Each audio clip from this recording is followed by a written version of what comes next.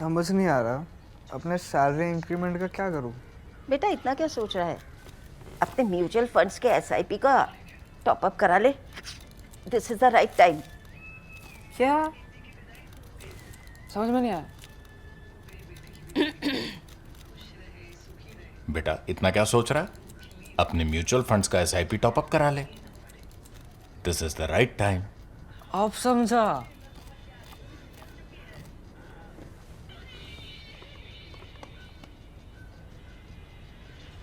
Mutual fund investments are subject to market risks. Read all scheme related documents carefully. नमस्कार, the print में आपका स्वागत है। संसद में वंदे मातरम पर चल रही चर्चा से लेकर इंडिगो की रद्द हो रही उड़ानों तक पिछले हफ्ते की बड़ी हेडलाइंस के पीछे की जानकारी और पीछे की कहानी जानने हम एक बार फिर आपके सामने हाजिर हैं हमारे शो शेखर से सवाल में। मैं अपूर्वा मंधानी और मेरे साथ हैं हमारे editor in chief Shekhar Gupta.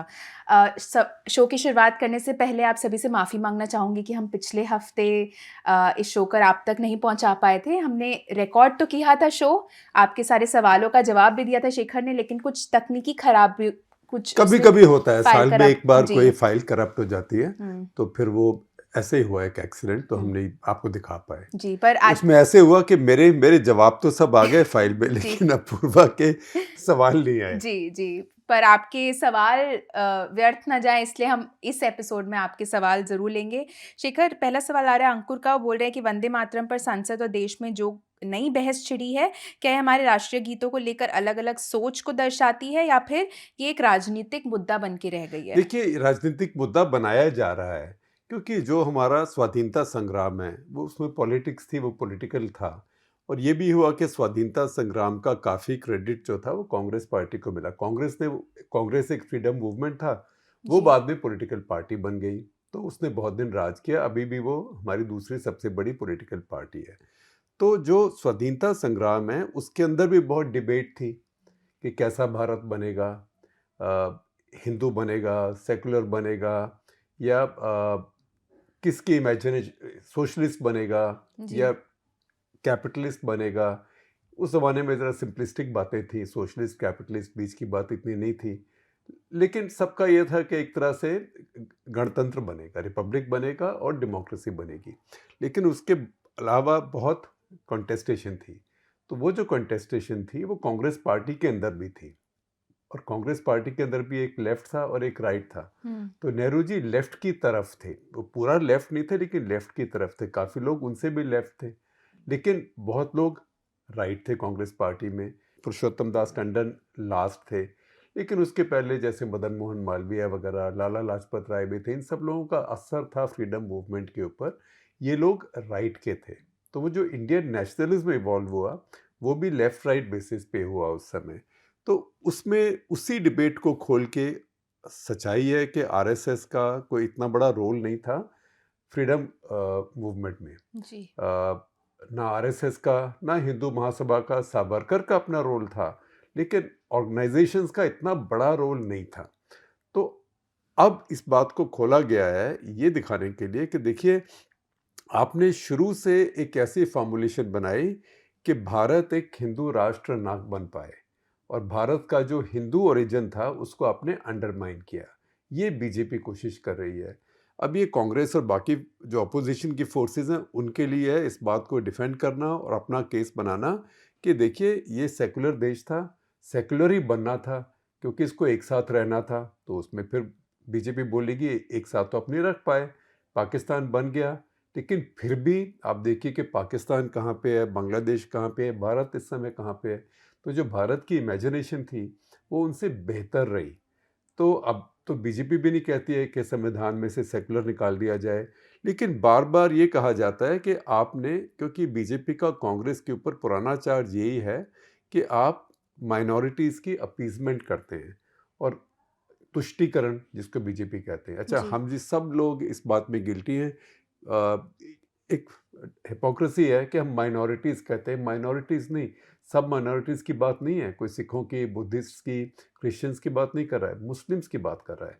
तो जब आप कहते हैं माइनॉरिटी अपीजमेंट, तब आप मुस्लिम अपीजमेंट की बात कर रहे हैं जो बीजेपी चार्ज लगाती है।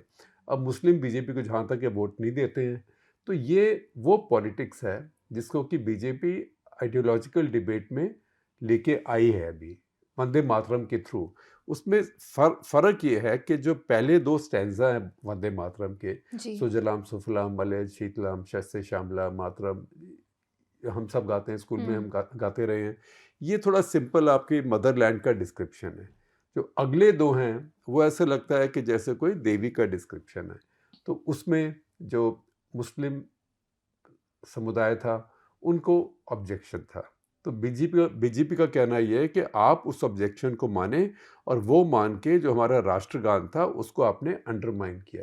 अब इसमें कॉम्प्लेक्सिटी है कि बंकिम चंद्र चट्टोपाध्याय ने पहले जो लिखा था उसमें 2 स्टैंजा थे, बाद में उनकी पुस्तक आई आनंद मठ, उसमें और ऐड कर दिए, तो उनकी भी एवोल्यूशन हुई और बदलाव हुआ।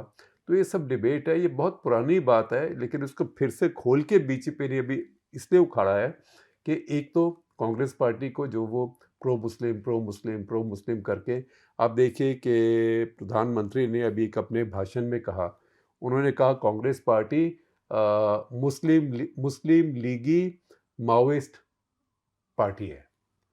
तो चुनाव भी आ रहा है, बंगाल में आ रहा है, असम में आ रहा है, दोनों में काफ़ी बड़ा मुस्लिम वोट है जो बीजेपी को नहीं मिलता है। 33% दोनों स्टेट्स में है। तो उसके लिए भी अभी एक बात चलानी है, और बंकिम चंद्र चट्टोपाध्याय बंगाली भी हैं। तो ये सारी बात मिला के ये सोचे समझे तरीके से ये पॉलिटिकल डिबेट शुरू की गई है, पर ये आइडियोलॉजिकल डिबेट भी है। लेकिन सच्चाई ये है कि मुझे लगता नहीं कि इससे बीजेपी को इतना फ़ायदा कोई हो पाएगा, क्योंकि ये हमारे यहाँ भारत में, भारत के इतिहास में कोई इतनी बड़ी समस्या नहीं है, क्योंकि कांग्रेस पार्टी शुरू से ही अपने सारे अधिवेशन वगैरह वंदे मातरम से ही शुरू करती आई है। हाँ, ये ज़रूर है कि वो बाद के 2 स्टैंजास नहीं बोलते। जी। शेखर, अगला सवाल सूरज का है। वो बोल रहे इंडिगो की अचानक इतनी कैंसलेशंस का क्या कारण है? कुछ लोगों का कहना है कि ये सरकार पर एफडीटीएल गाइडलाइंस बदलने के लिए दबाव बनाने के लिए किया गया था। इसकी क्या सच्चाई है? देखिए, ये बिल्कुल साफ है कि दबाव बनाने के लिए किया गया, क्योंकि सरकार ने एफडीटीएल गाइडलाइन बहुत समय से दी हुई थी, लेकिन उसको आपने फॉलो भी नहीं किया। अब फ्लाइट्स भी बढ़ा, मैं तो चाहता हूँ फ्लाइट्स और बढ़े। अब ये बड़ी एक ट्रेजेडी है कि फ्लाइट्स काटी जा रही है। ये तरीका नहीं था। उस एयरलाइन को पहले अपना स्टाफ पोजीशन ठीक करनी चाहिए थी। तो अगर वो बोले कि हमारे एक टेक्निकल ग्लिच हो गया, हम वापस आ रहे हैं अचानक, हो सकता है टेक्निकल ग्लिच, सब कुछ कंप्यूटराइज्ड होता है, और यहाँ नहीं कि भारत में हुआ है, दुनिया भर में होता है टेक्निकल ग्लिच से फ्लाइट्स टर्मोइल में जाती हैं। लेकिन अगर वो होता तो फिर आप ठीक हो गए होते। फिर सरकार आपको 5% कम करो, 8% कम करो क्यों कह रही होती? फिर सरकार कहती है अरे भाई आपने थोड़े कंप्यूटर्स ठीक कर लो, आगे से मत होने देना, ये सेंसिटिव है, 60-65% एविएशन आपके ऊपर है। लेकिन नहीं किया। तो इसका मतलब है कि वो इतनी पावरफुल एयरलाइन हो गई है कि अब वो सरकार को भी, क्योंकि सरकार के लिए देखिए कितनी बदनामी है कि व्लादिमीर पुतिन यहाँ पे आए हुए हैं, और अब कोई सिविल एविएशन, कोई उड़ना कोई सिर्फ अमीरों की बात नहीं है, अब तो प्रधानमंत्री भी बोलते हैं उड़े देश का आम नागरिक उड़ान। तो इस स्थिति में हमारा जो इंफ्रास्ट्रक्चर है, कनेक्टिविटी है, उसमें एयरलाइंस की भूमिका बहुत अहम है।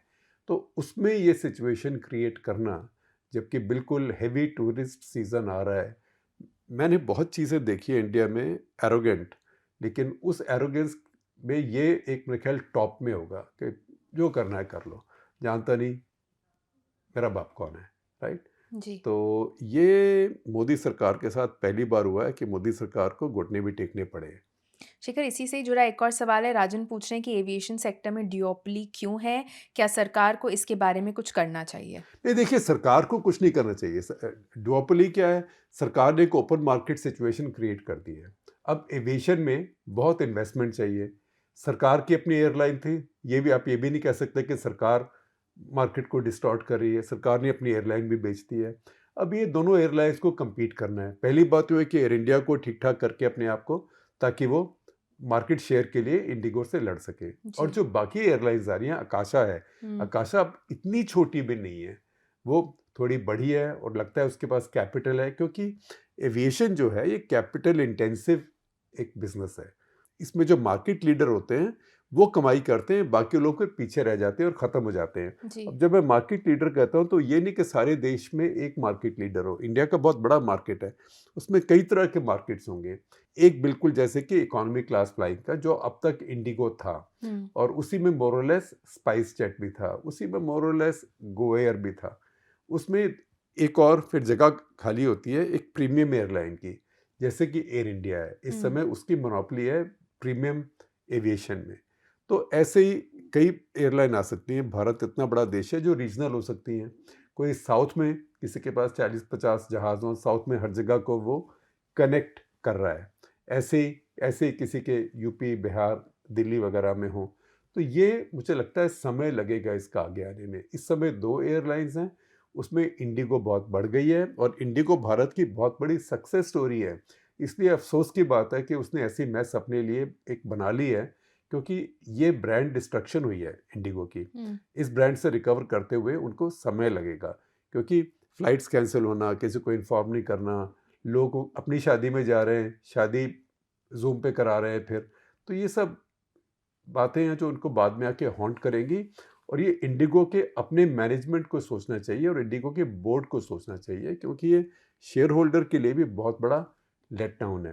पैसेंजर के लिए भी लेट डाउन है, कस्टमर के लिए, शेयर होल्डर के लिए भी लेट डाउन है। तो इसमें अब हम देखते हैं। मैं तो चाहता हूँ कि इंडिगो भी बढ़ती रहे, एयर इंडिया भी बढ़े, आकाशा भी बढ़े, और जी।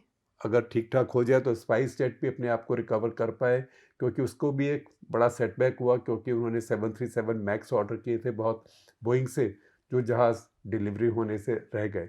तो भारत को 3-4 एयरलाइन चाहिए, उससे ज़्यादा सर्वाइव नहीं करेंगे। लेकिन इसके अलावा कुछ रीजनल एयरलाइंस चाहिए, उसमें कोई 100 जहाज़ नहीं चाहिए, 20, 25, 30 जहाज़ हों, ताकि वो एक रिलायबल तरीके से अपनी फ्लाइट्स चला सकें। और ऐसे साउथ में कुछ आ भी रही है अभी। शेखर, अगला सवाल पुनीत का है। वो बोल रहे गोवा में आग का मामला पहला ऐसा केस नहीं है। इस केस में जांच अभी जारी है, पर क्या आपको लगता है कि फायर सेफ्टी के नॉर्म्स को इतना अनदेखा क्यों किया जा रहा है? वो पूछ रहे हैं। इसमें हमेशा किसी की गलती होती है देखिए, मैनेजमेंट फायर से। सेफ्टी हमारे देश में, फायर सेफ्टी हम सोचते ही नहीं है। आप सिनेमा हॉल्स में जाइए, आप अब तो फिर भी थोड़ा मल्टीप्लेक्सेस वगैरह में बेहतर हो गया है पहले से, क्योंकि वो लिस्टेड कंपनीज हैं, उनको कुछ डिलीजेंस होती है। लेकिन हमारे घरों के अंदर भी हम कितने लोग अपने घर में अपना फायर एक्सटिंग्विशर रखते हैं, या कितने प्रैक्टिस करते हैं, कभी 1-2 बार सीखते हैं किसकी ज़रूरत पड़े। तो आपको पता है हमारे यहाँ कभी कभी ट्रेनिंग होती है, आते हैं फायर सेफ्टी वाले। तो भारत में फायर के मामले में कुछ ऐसे है कि ये फायर यूरोप में लगती है, ये फायर अमेरिका में लगती है। वहाँ जाएं, हर जगह फायर की वार्निंग्स लिखी होती हैं, हर जगह फायर एस्केप मार्क किए होते हैं। हमारे यहाँ पे वो इतना सिस्टम नहीं है। हमारे यहाँ बहुत इंसेंसिटिव है फायर के लिए। और जो हमारी कंस्ट्रक्शन भी है, फॉल सीलिंग्स में हम कंबस्टिबल मटेरियल लगाते हैं, और फिर पटाखे। अब देखिए, इस नाइट क्लब के अंदर क्लोज्ड स्पेस में इतनी भीड़ है, फॉल सीलिंग है, और नीचे से आप पटाखे चला रहे हैं। तो पटाखों की जो चिंगारियों ने ऊपर जाके आग लगाई है, जी। और जो आग लगी है वो जो फॉल सीलिंग है वो कंबस्टिबल है, जलने वाली है, जिसको हिंदी में बोलेंगे ज्वलनशील। तो वो जल गई।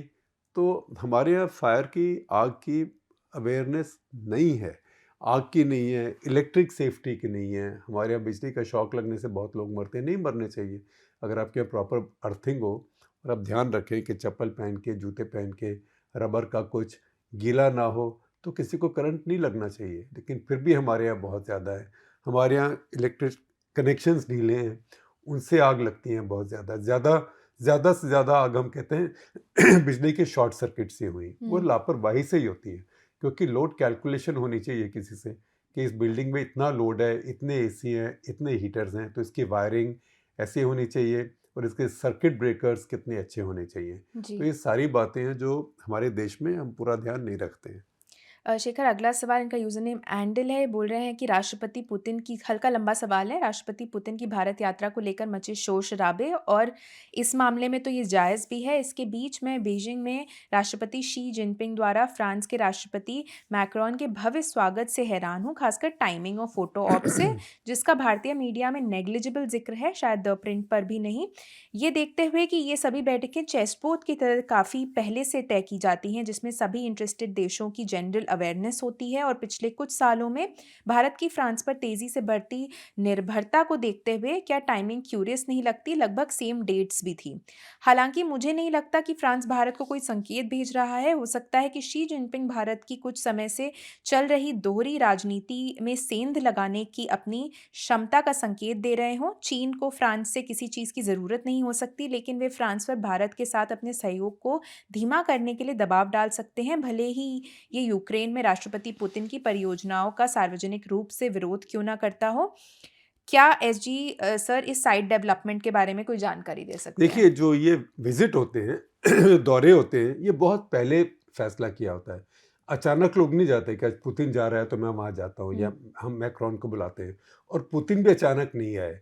ये भारत और रूस की हर साल समिट मीटिंग होती है। जी। पिछले साल मोदी गए थे, इस साल पुतिन को आना था, ये तो वेल नोन था। चीन इस समय ना सिर्फ दुनिया की दूसरी सबसे बड़ी अर्थव्यवस्था है, लेकिन वो दुनिया की सबसे बड़ी ट्रेडिंग पावर भी है।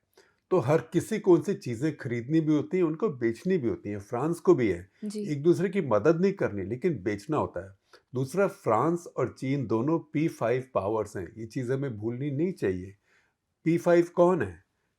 अमेरिका, चीन, रशिया, ब्रिटेन और फ्रांस। उसका लॉजिक ये था कि सेकेंड वर्ल्ड वॉर में, द्वितीय विश्व युद्ध में जो लोग जीते थे जी। उनको वो जगह मिली थी, क्योंकि चीन भी जीता था क्योंकि उसके ऊपर जापान ने चढ़ाई की थी और चाइनीज़ ने बहुत लड़ाई की थी उनके साथ में। तो इसलिए ये P5 देश हैं, आपस में मिलते हैं। अभी आप देखिए, केयर स्टारमर भी वहाँ पे जा रहे हैं, मर्ज भी उसके बाद में वहाँ पे जा रहे हैं, जो जर्मन चांसलर हैं। तो सबकी चीन के ऊपर बहुत निर्भरता है और सबको चीन की बहुत ज़रूरत है। और सब इस समय, खास करके यूरोप के देश, अमेरिका से बहुत परेशान है, ट्रम्प से बहुत परेशान है। इसलिए वो थोड़ा थोड़ा अपनी हेजिंग कर रहे हैं और ट्रम्प को भी मैसेज दे रहे हैं। कोई शी जिनपिंग को इतनी चिंता नहीं है कि आप कुछ और जहाज़ खरीद लेंगे फ्रांस से, आप वहाँ से नहीं खरीदेंगे, कहीं और से खरीदेंगे। तो वो ऐसा कुछ नहीं कर रहा है, ना वो प्रेशर डालेगा और ना वो ऐसा प्रेशर डालेगा और ना ही फ्रांस ऐसा प्रेशर मांगता है। तो हमें हर चीज़ के बारे में ये नहीं सोचना चाहिए कि हमारे ऊपर कोई कुछ कर रहा है। ये P5 देश हैं, P5 देश आपस में बात करते हैं और हर किसी को पता है इस समय यूरोप के देश रूस से परेशान है और यूक्रेन में लड़ाई से परेशान है। और सबको पता है कि पुतिन के ऊपर जो सबसे बड़ी लिवरेज है वो इस समय शी जिनपिंग की है। तो वो उनके पास जाएंगे कि अरे भाई कुछ करिए, ये लड़ाई ख़त्म कराइए, लेकिन ऐसे नहीं कराइए कि यूरोप हार जाए और यूक्रेन हार जाए और ये वेस्ट और ईस्ट की लड़ाई ना बन जाए। तो ये सब बड़े बड़े इश्यूज़ हैं।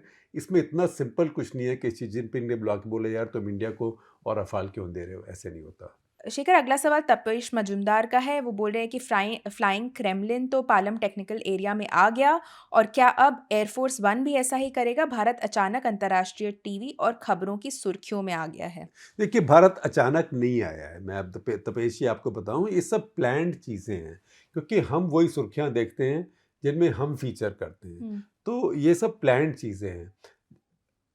पुतिन का आना प्लान था, क्योंकि हमारी हर साल एक समिट होती है, वो बीच में कोविड की वजह से डिसलोकेट हो गई, और फिर क्योंकि रशिया ने लड़ाई शुरू कर दी, इसलिए कुछ उसमें डिसलोकेशन हुई, एक बार वर्चुअल भी हुई। तो ये समिट हमारी होती है, ये एक पैटर्न है, कोई उसमें नई बात नहीं है। जहाँ तक एयरफोर्स 1 की बात है, वो बात चलती रहती है। पहले बात थी कि अक्टूबर में ट्रंप आएंगे, क्वाड समिट होगी। अब क्वाड समिट तो हुई नहीं, यही नहीं पता था कि उनका क्वाड में कोई दिलचस्पी है कि नहीं। अब जो उनकी नेशनल सिक्योरिटी स्ट्रेटेजी आई है, जिसके ऊपर हमने अभी कटक टटर किया था, उसका लिंक शेयर करेंगी आपके साथ अपूर्वा जी। उसमें उन्होंने क्वाड की बात फिर करी है। तो अगर क्वाड की बात फिर करी है और फिर वो क्वाड समिट होती है, तो हो सकता है कि वो आएँ। कुछ प्लान है कि फरवरी में यहाँ पे आएँ, लेकिन कुछ भी होने से पहले अमेरिका से पहले आपको ट्रेड डील तो करनी पड़ेगी ना। अगर आपकी ट्रेड डील ही नहीं होगी, अमेरिका का आपके ऊपर प्यूनिटिव या जुर्माने वाले टैरिफ लगाता रहेगा, तो आप क्या करेंगे ट्रंप को बुला के यहाँ पे? यहाँ तो लोग नाराज़ हो जाएंगे, क्योंकि यहाँ भी पब्लिक ओपिनियन है। तो ये सारी बातें मैं जिसको कहते हैं अप इन द एयर हैं। लेकिन अभी उम्मीद ये है कि ट्रंप के नए जो राजदूत हैं वो जनवरी के बीच में आएंगे, वो एक बार आ जाएं। फिर अगर क्वाड समिट होनी हुई फरवरी में और फिर ट्रंप यहाँ पे आए, तब तब हम बात कर सकते हैं कि हाँ एयरफोर्स वन आएगा, अचानक तो आएगा नहीं वो यहाँ पे। और 26 जनवरी का भी अभी इशू है, क्योंकि वो ईयू को चीफ गेस्ट बनाया है वहाँ पे। अब वो आते हैं कि नहीं आते हैं, कन्फर्मेशन अभी नहीं है, क्योंकि उसमें भी वो चाहेंगे कि जब ट्रेड डील फाइनल हो जाए तभी आएँ, और उसमें भी कुछ पेचीदगियाँ चल रही हैं। शेखर, अगला सवाल आशय वीरकर का है। बोल रहे अमेरिकी कांग्रेस द्वारा जारी बायपार्टिजान लेटर पर आपके क्या विचार हैं, जिसमें शहबाज शरीफ और आसिम मुनीर के शासनकाल में ह्यूमन राइट्स वायलेशंस को रोकने के लिए वीज़ा बैन्स और सैंक्शंस की मांग की गई है। क्या ऐसे पत्र कुछ ठोस करते हैं या उनका प्रैक्टिकल यूज़ नहीं है, और आपको क्या लगता है कि अमेरिकी कांग्रेस को पाकिस्तान की इतनी चिंता क्यों होगी? नहीं, देखिए ये हमेशा से अमेरिकी कांग्रेस में होता है, मगर छोटी छोटी चीज़ें जो हमें लगती हैं उसके ऊपर भी चिंता होती है। किसी को मान लीजिए अपना देश ने छोड़ के जाने दिया, आपने कोई एक्टिविस्ट को या किसी राइटर को, सिविल राइट्स वगैरह के इश्यूज होते हैं, तो ये सब वहाँ पे जो कांग्रेसमैन सेनेटर्स होते हैं इनके इश्यूज होते हैं। कईयों के कंस्टिट्यूएंट्स भी होते हैं, जैसे कि जो न्यू जर्सी से चुन के आएगा उसको हमेशा भारतीयों की बहुत चिंता होगी, क्योंकि उसके वोटर ज़्यादा भारतीय हैं। तो हर किसी के अपने जो मिनेसोटा से आएगा उसको मुस्लिम्स की और अफ्रीकन्स की बहुत चिंता होगी, क्योंकि वहाँ बहुत सोमालियंस सेटल्ड हैं, जैसे इल्हान उमर है। तो ये राजनीति है, और 44 के लिख के देना आम तौर पे सिग्निफिकेंट बात होती है और पाकिस्तान को बहुत चिंता होती है। लेकिन अभी आप देखें डोनाल्ड ट्रंप इन चीज़ों की बिल्कुल परवाह नहीं करते हैं। उन्होंने तो अब लिख के भी दे दिया नेशनल सिक्योरिटी स्ट्रेटजी में कि किसी का कैसा भी तरीका हो, किसी की कैसे भी सोशल रूल्स हो, सोसाइटी के रूल्स हो, किसी की कैसी भी पॉलिटिक्स हो, हमें बताने की ज़रूरत नहीं है। हाँ, वो लिबरलाइज करेंगे तो अच्छी बात है, हम शाबाश कह देंगे। और ख़ास करके उन्होंने कहा जो मिडल ईस्ट के देश हैं, मोनार्कीज़ हैं, जैसे Saudi Arabia, UAE, Qatar, Jordan, उनमें हमें बिल्कुल इंटरफेयर नहीं करना चाहिए। तो उन्हीं में एक तरह से पाकिस्तान भी आ गया कि वो अपने देश में कर रहे हैं, जो मर्ज़ी करें, हमें क्या। जब तक हमारा अपना मतलब निकल रहा है और वहाँ से टेररिज्म हमारे यहाँ आने का ख़तरा नहीं है, तब तक मुझे कोई इम्कान नहीं है कि ट्रंप को इससे कुछ भी फ़र्क पड़ेगा। शेखर, अगला सवाल संकल्प का है। बोल रहे भारत के जीडीपी आंकड़ों के पीछे की सच्चाई क्या है? अचानक गिरता रुपया क्यों चर्चा का विषय बन गया है, जबकि हकीकत यह है कि डॉलर के मुकाबले रुपया हमेशा से ही गिरता रहा है, और सो कॉल्ड रूपी परफॉर्मेंस के मामले में मौजूदा सरकार और पिछली सरकार के बीच कोई स्टेटिस्टिकल अंतर नहीं है। ये आईएमएफ की सी रेटिंग क्या है, और जो सोशल मीडिया पर खूब वायरल हो रही है? देखिए, पहली बात तो मैं आपको बताता हूँ, रुपया हमेशा कहते हो ऑल टाइम लो, हमेशा ही वो ऑल टाइम लो रहेगा। हो सकता है कभी एक हफ्ता 2 हफ्ता थोड़ा सा ऊपर हो जाए, नहीं तो हमेशा ऑल टाइम लो रहेगा, क्योंकि जो अमेरिकन करेंसी है डॉलर, वो दुनिया की रिजर्व करेंसी है। उसके मुकाबले आमतौर पे और करेंसीज वीकन ही होती हैं, और जहाँ वीकन नहीं होती हैं, जैसे कि चीन का युआन है जी। वो वीकन होना नहीं चाहिए, क्योंकि चीन के पास इतना ट्रेड सरप्लस है, इतने डॉलर उनके पास फालतू आ रहे हैं, तो उनके तो युआन की वैल्यू बढ़नी चाहिए। तो चीन जान के अपने युआन की वैल्यू नीचे रखता है, क्योंकि अगर वैल्यू बढ़ जाए तो चीन के तो निर्यात ख़त्म हो जाएंगे, घट जाएंगे, कॉम्पिटिटिव नहीं रहेंगे। और जो चीन की सारी इकॉनमी है वो सिर्फ निर्यात पे डिपेंडेंट है। 1.3 ट्रिलियन डॉलर कल अमेरिका की नेशनल सिक्योरिटी पॉलिसी में लिखा है, चाइना का ट्रेड सरप्लस है 1.3 ट्रिलियन डॉलर्स। तो वो तो अपनी करेंसी को वीक रखते हैं। तो वीक रहना, स्ट्रांग रहना, ये करेंसी नेशनलिज्म बेकार की बात है कि जी हमारी करेंसी बड़ी स्ट्रांग है इसलिए हमारा देश बहुत स्ट्रांग है। इस समय ट्रंप खुद कोशिश कर रहे हैं कि डॉलर वीकन हो जाए, लेकिन सच्चाई है कि डॉलर कमज़ोर हो रहा है, और काफ़ी करेंसीज दुनिया की इस समय डॉलर के मुकाबले मजबूत हो रही है। लगभग सभी मेजर करेंसीज मजबूत हो रही है। सिर्फ 2 करेंसीज हैं जो डॉलर के मुकाबले मेजर करेंसीज में जो कमज़ोर हो रही है। एक इंडोनेशियन रुपया है और एक भारत का रुपया है। अब इंडोनेशिया का तो कारण हमें पता नहीं है, और हमें इतना फ़र्क भी नहीं पड़ता।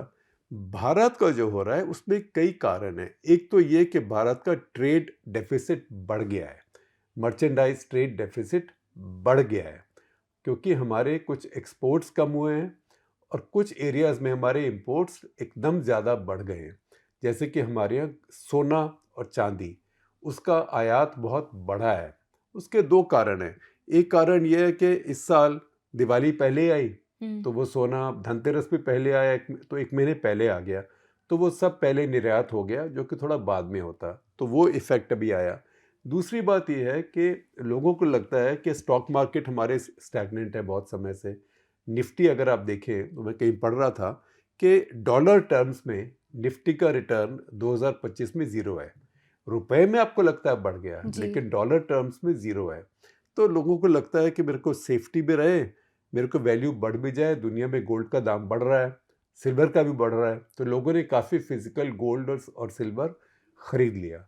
उसके अलावा लोगों ने जो और भी समझदार हैं, उन्होंने ये नहीं किया कि अब मैं सोना खरीद के लाऊं, लॉकर में रखूं, कल को चोरी हो जाए, कैसे अकाउंट फॉर करूं। उन्होंने उससे अच्छा एक्सचेंज ट्रेडेड फ्यूचर्स होते हैं ईटीएफ, गोल्ड और सिल्वर के, वो खरीद लिए। लेकिन जब कोई ईटीएफ इशू करता है तो उसके लिए फिजिकल वही मेटल खरीद के रखनी पड़ती है कहीं पे कि मेरे पास है, कल को मैं डिलीवरी कर पाऊँ। तो उन्होंने भी बहुत परचेज करी, तो गोल्ड सिल्वर की परचेज हुई और बहुत इंपोर्ट बढ़ गया। उस सब की वजह से इंडिया का ट्रेड डेफिसिट इंक्रीज हो गया। दूसरी बात क्या हुई कि आप देखें 1.5 साल से करीब भारत में नेट एफडीआई आउटफ्लो है। इतनी फ्रेश एफडीआई नहीं आ रही। ये सोचा गया था कि चीन से शिफ्ट होके यहाँ आएगी, वो नहीं हुआ, बल्कि चीन में और जाने शुरू हो गए। उसका एक कारण है, उसका कारण ये है कि एआई, अब जो दुनिया में इंडस्ट्री को, मार्केट्स को ड्राइव कर रहा है वो एआई है। चीन एआई में बहुत आगे है, अमेरिका टॉप में है, चीन बहुत आगे है, जी। भारत उसमें बिल्कुल फिसड्डी है अभी। तो इसलिए भारत के मार्केट्स में जो फॉरेन पोर्टफोलियो इन्वेस्टर्स हैं उनकी दिलचस्पी भी नहीं रही है, तो उनका भी नेट बहुत बड़ा आउटफ्लो है। इस साल करीब 17-18 बिलियन डॉलर्स का आउटफ्लो हो चुका है। तो जब इतने डॉलर्स बाहर जा रहे हैं और डॉलर्स नहीं आ रहे हैं अंदर, तो उससे फिर आपको इम्बैलेंस होगा और उससे फिर आपका रुपया वीकन होगा, क्योंकि डॉलर की डिमांड आपकी मार्केट में बढ़ेगी। तो ये एक थोड़ा पेचीदा लगता है पर ये लेकिन बड़ा सिंपल आंसर है इस बात का। इससे घबराने की बात नहीं है। डॉलर हमेशा रुपए के आगे स्ट्रेंथन हुआ है। सन 2000 में 40 रुपए का डॉलर था, उसके बाद आप समझें कि करीब 20 साल में, 18 साल में वो आधा हो गया दाम में, 80 रुपए का डॉलर हो गया, जी। उससे अब 90 रुपए का हो गया। तो ये अगर आप एवरेज निकालें तो ये नेचुरल प्रोग्रेशन है। शेखर, संकल्प ने आईएमएफ की सी रेटिंग के बारे में भी पूछा था, लेकिन इसके साथ नहीं, अगला सवाल हाँ भी ले बताइए। लूंगी। हाँ, विशाल कुमार यादव का भी सवाल इसी से जुड़ा है। बोल रहे आईएमएफ ने भारत की अकाउंटिंग करने की रेटिंग को नीचे कर दिया है, इसका क्या मतलब है? क्या आईएमएफ हमारे आंकड़ों पर पहले से ही कम भरोसा कर रहा है? क्या इससे भारत सरकार के द्वारा दिए गए जीडीपी के आंकड़ों पर भरोसा कम होगा? ये देखिए, आईएमएफ ने अभी कोई भारत की रेटिंग लोअर नहीं करी है।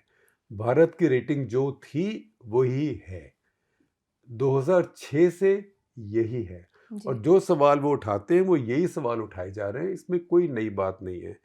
और अगर आप कोई खुश होते हैं इस बात से या नाराज़ होते हैं तो मैं आपको दो बातें बताता हूँ कि पाकिस्तान की रेटिंग भी सी है, तो हो सकता है आप और नाराज़ हो जाएं, कह रहे हमारी पाकिस्तान के बराबर है, जी। लेकिन फिर चीन की रेटिंग भी सी है, उसकी तो इतनी बड़ी इकोनॉमी है। तो वो ये जो रेटिंग है कि आपकी क्वालिटी ऑफ स्टैटिस्टिक्स क्या है, हमें उसको एक्सेस कितनी है, तो ये सारी बातें होती हैं। तो ये एक पेचीदा बात है। इसका मतलब ये नहीं कि आपके जो आंकड़े हैं उन पे हमारा विश्वास नहीं है, ये वो नहीं कहते। अगर ऐसे कहते तो पाकिस्तान को लोन क्यों देते? बल्कि आपको आगे बताता हूँ, ये रेटिंग सिस्टम जब से शुरू किया है, 2 और देश हैं जिनको आईएमएफ का लोन मिला है, बांग्लादेश और श्रीलंका अभी भी मिला है, दोनों की रेटिंग डी है। तो ये देशों को अपना स्टैटिस्टिकल सिस्टम जो है उसको बेहतर बनाना है। तो फिर से मैं आपसे कहता हूँ कि इससे जो भारत के जो जीडीपी आंकड़े हैं उनको कोई फर्क नहीं पड़ता। कुछ लोग कहते हैं, खास करके जो लेफ्ट के लोग हैं वो कहते हैं, वो लेफ्ट के, लेकिन वो लोग वही हैं जो कहते हैं इकोनॉमिक रिफॉर्म कभी होना ही नहीं चाहिए था, प्राइवेट एयरलाइंस कभी होनी नहीं चाहिए थी, प्राइवेट फ़ोन कंपनीज कभी होनी नहीं चाहिए थी। वो एक और उनका भी एक व्यू है। हर किसी को, ये फ्री कंट्री है, आज़ाद मुल्क है, हर किसी को अपनी अपनी व्यूज़ का अधिकार है, लेकिन सच्चाई वो नहीं है। मुझे लगता नहीं दुनिया में आईएमएफ, वर्ल्ड बैंक, कोई भी इंडिया के जीडीपी फिगर्स को अभी डाउट करता है। इंडिया की जीडीपी में एक और समस्या है कि इंडिया की जो नॉमिनल जीडीपी है वो बहुत कम है, जैसे 8.2% ही है, लेकिन नॉर्मल कुल मिला के ठोक पीट के करीब 9% ही बनती है।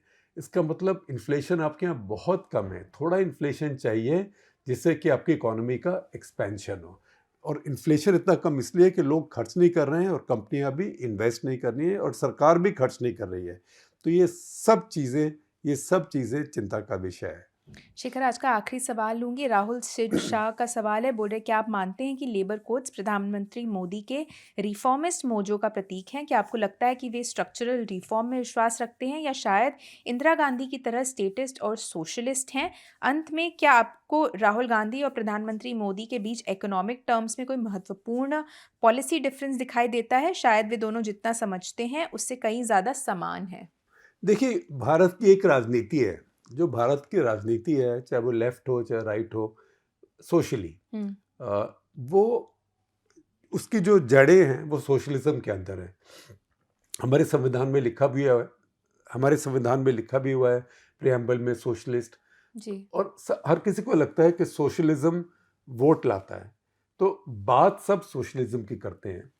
प्रधानमंत्री मोदी ने जो लेबर कोड्स किए, आप कहते हैं उनका मोजो दिखाता है, सच्चाई ये है कि मोजो तो 2020 में आया था, फिर उसको रोक दिया तो 5 साल लग गए। लेबर कोड्स पास तो 2020 में हुए थे पार्लियामेंट में, जी। और 5 साल के बाद अब इम्प्लीमेंट किए जा रहे हैं। तो 5 साल मोजो कहाँ गया था और क्यों गया था? तो वो सच्चाई ये है कि जब फार्म लॉज जो थी उसके ऊपर उनको वापस जाना पड़ा तो सरकार उनकी बहुत घबरा गई जी। और फिर ये लेबर कोड्स को इम्प्लीमेंट नहीं किया। हालांकि फार्म लॉज में एक हमारा भी क्रिटिसिज्म था, हम फार्म लॉज को सपोर्ट करते थे, हम मतलब द प्रिंट, मैं अपने आप को हम नहीं कह रहा हूँ, लेकिन उसमें क्रिटिसिज्म ये था कि आपने वो पार्लियामेंट में डिस्कस नहीं किया। पहले आप अध्यादेश के जरिए ले आए, ऑर्डिनेंस के जरिए, और आपने उनको पार्लियामेंट्री कमिटीज को नहीं भेजा, डिबेट नहीं करी।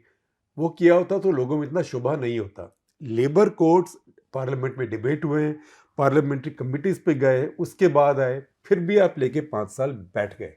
तो अब लगता है कि ट्रंप के दबाव से कम ये एक लेबर कोड्स बाहर आए, ये बहुत बड़ा सुधार है और ये एक स्ट्रक्चरल सुधार भी है। चलिए, उसी बात पे हमारा आज का एपिसोड यहीं खत्म होता है। आशा करती हूँ आपको एपिसोड पसंद आया होगा। आप सबसे धन्यवाद भी कहना चाहूँगी कि आप हमारा शो देखते हैं, हम इतने ढेर सारे सवाल भेजते हैं, तो हमसे जुड़ने के लिए आप सभी का बहुत बहुत धन्यवाद।